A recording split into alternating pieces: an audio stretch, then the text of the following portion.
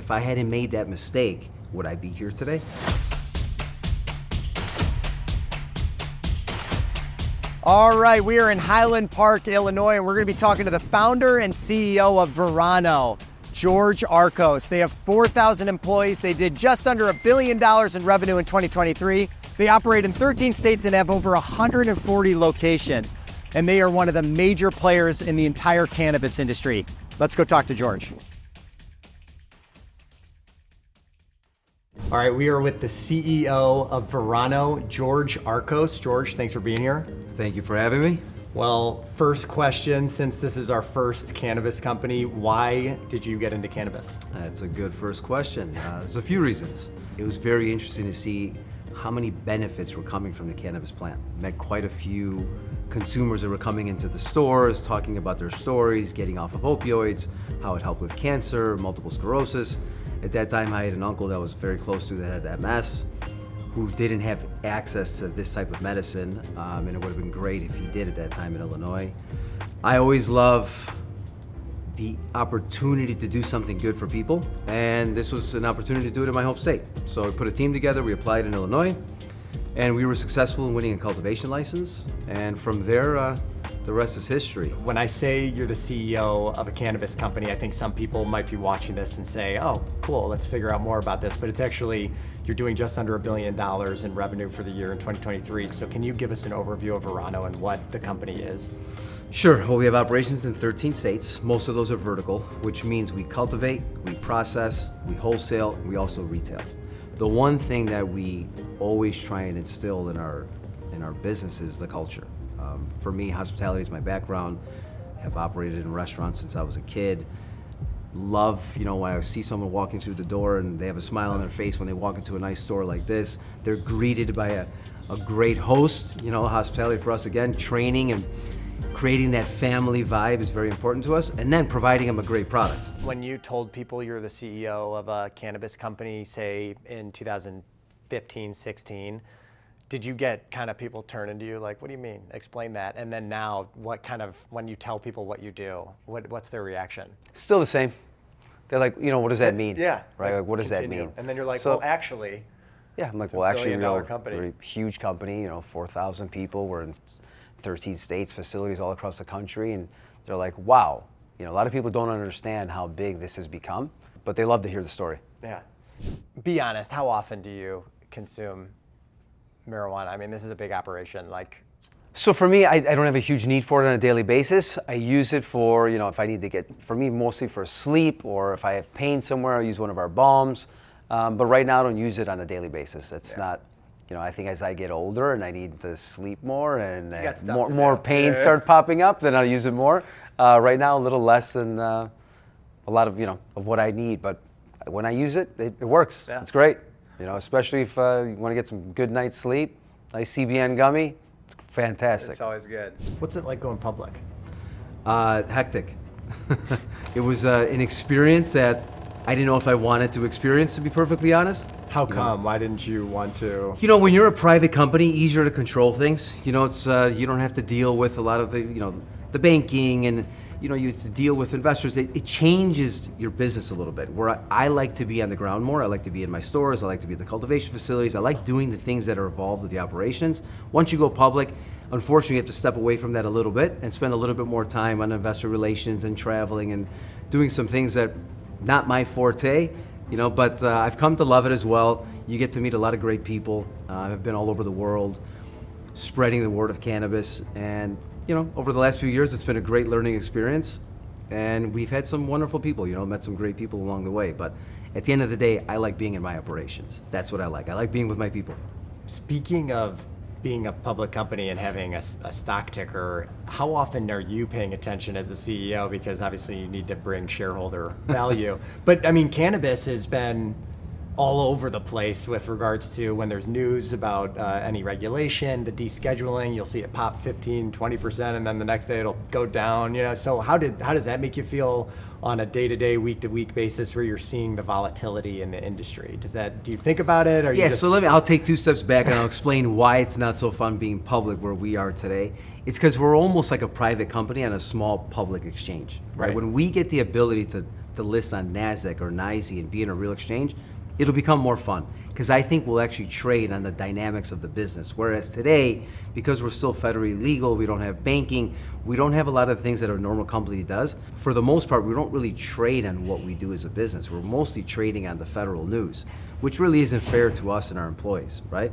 We have a great company, great cash flow, we have a fantastic business, but we don't get to see the real trading multiples that we should be seeing as a company of our size. In your opinion, what are some simple things that can happen within the cannabis industry that will not only benefit your company, but all cannabis companies and just generally the industry as a whole? Give us like a quick overview of these 5 things need to happen and this will really make the industry take off. We want to see this rescheduling happen. The Schedule 1 to Schedule 3, very important to us. We really need to see something on the banking front, in addition to that, which will provide not only a company of ours to be able to list on a NASDAQ or NYSE, it'll give us the ability to work with a Chase, a Bank of America, have real access to capital. Right now for a company of our size, we have hundreds of accounts because we have to work with local banks across the country. Outside of that, that must be a pain in the ass. Absolutely. Yeah, absolutely. Sorry, I can't wait. It is a pain in the thing. Yeah. And then, we have all these new social equity applicants coming online in various states. They don't have access to capital.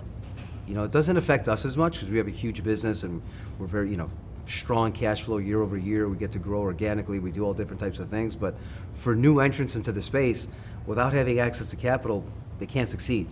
In your opinion, I think I know what your opinion is going to be, but why should it be legal federally? And when should it be legal federally? And then when is your prediction as when that may happen? A lot. Well, it should be legal, absolutely. There's no reason the black market should continue to thrive. The products coming out of the black market are not tested, they're not safe, they're not taxed. So what's the point? It's happening all across the country. Make it legal, make it safe, tax it, provide U.S. jobs. It makes all the sense in the world. It should happen today. Let's clock's ticking. Let's do it today, right? I mean, there's no reason these things aren't happening more quickly. That being said, it's starting to move in the right direction. These states are clicking over. The medical cannabis programs are happening. They're transitioning to adult use, but there's still so much of the country that doesn't have access, and it just doesn't make sense at this point. It's just backwards. Why not have this be a safe, legal product everywhere?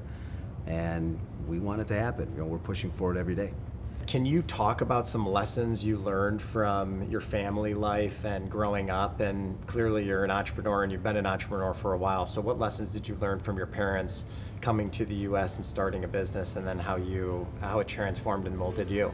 Sure, I learned the most important lessons in life. Family is everything.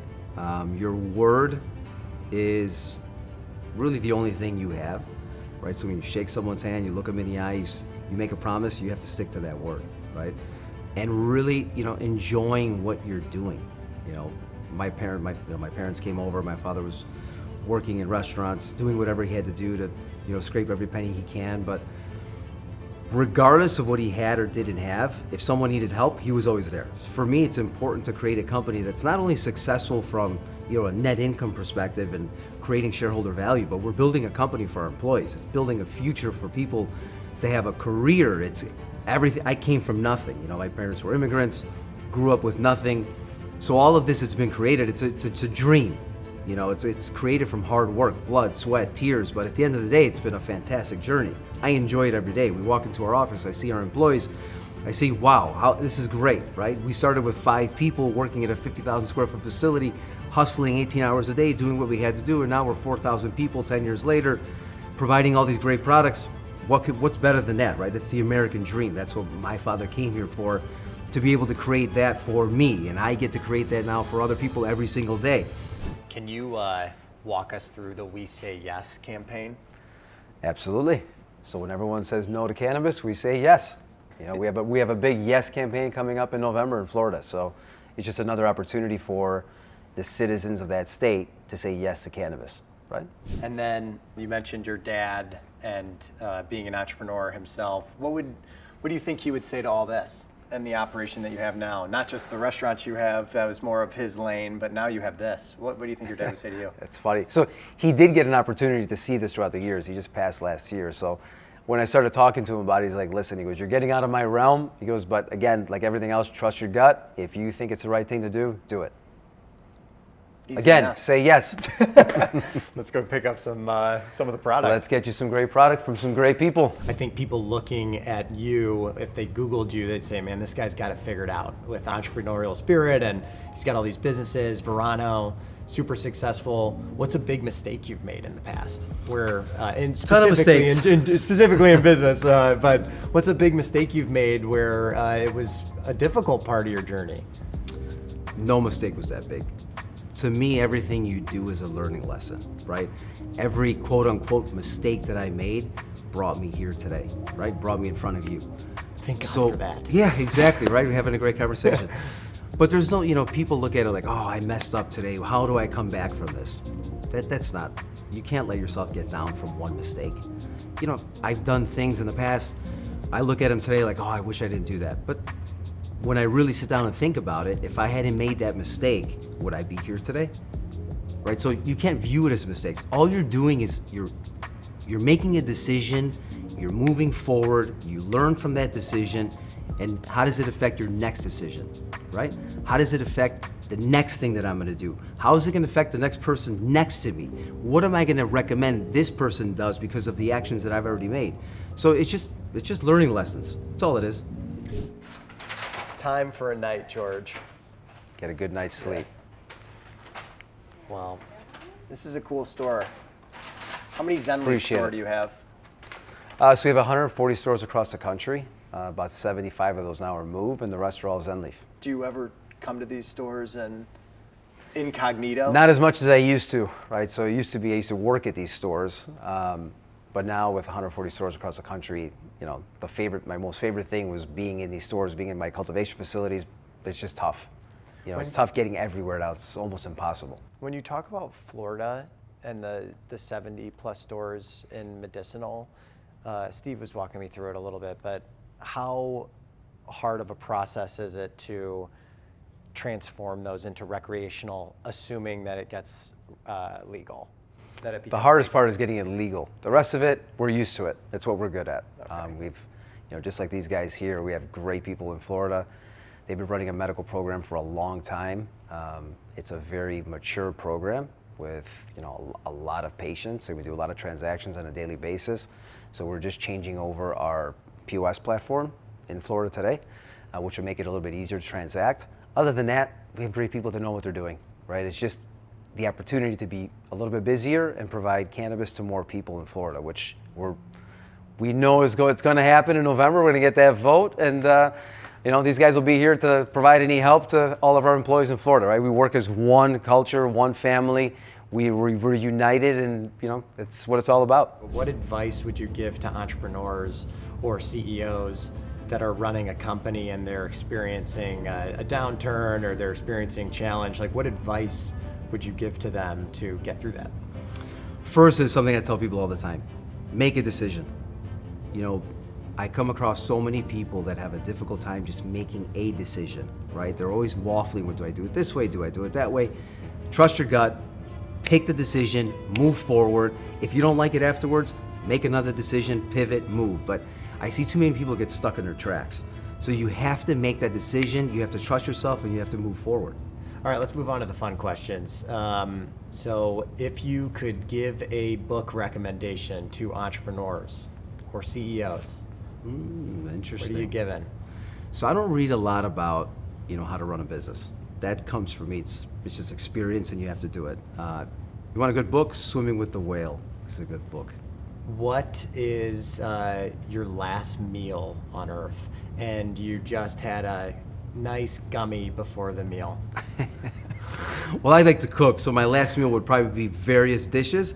It would be pizza, it would be pasta, it would be maybe some pasticcio, Greek style, Greek salad. So it'd be a few things. If you could travel anywhere, you can't choose Greece. If you could travel anywhere in the world, where would you go? Good question. It would be somewhere with mountains. Love the mountains. Nice.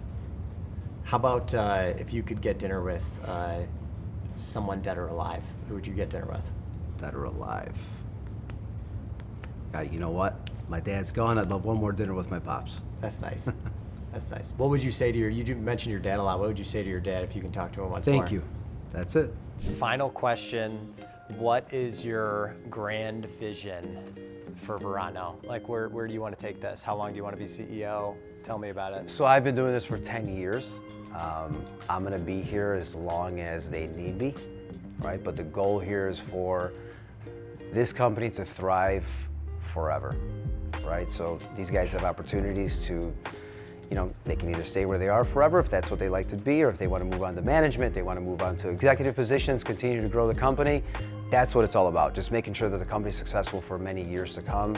So all these great people that work for us have a really good opportunity for themselves and their families. Nice. Well, I appreciate it. I appreciate your time. I've known Verano for a little bit, since it's been Verano, and appreciate what you all are doing. I'm excited to see where it goes. Thank you for having us. Yeah, thanks, George. Appreciate it. Have a great day. Awesome, I will.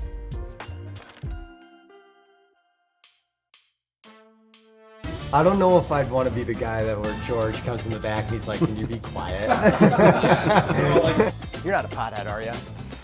Pothead. No, I'm not a pothead. Do you get mad when people say that? No. Well, that wasn't scripted at all. It's my brother's card. Don't tell him. I believe I'm a platinum member. Have you ever seen Pineapple Express? We have, yeah. We've grown it as well. I gotta get to Greece, bro. Come on. When's your flight? 3 o'clock. That was good. All right, let's We're go. ready. Come on, baby.